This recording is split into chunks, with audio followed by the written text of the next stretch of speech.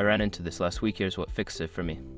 Changing your eSIM card on Lebara UK is a straightforward process, and you can do it without losing any data. Here's how to make it happen. Step 1. Gather your materials. Before you start, make sure you have your new eSIM card, an eSIM ejector tool, or a paperclip. You will need these to access your phone's eSIM tray. Step 2. Power off your device.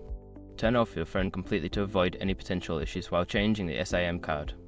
This will also help protect your data. Step 3. Remove the old eSIM card. Use the eSIM ejector tool to open the eSIM tray. Gently push the tool into the small hole next to the tray and it should pop out. Remove the old eSIM card carefully. Step 4. Insert the new eSIM card. Place the new eSIM card into the tray, ensuring it is aligned correctly with the notch.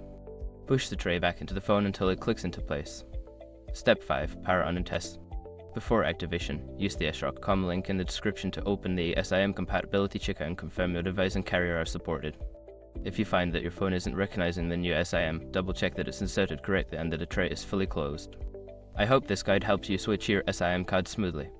If you have any questions, feel free to ask.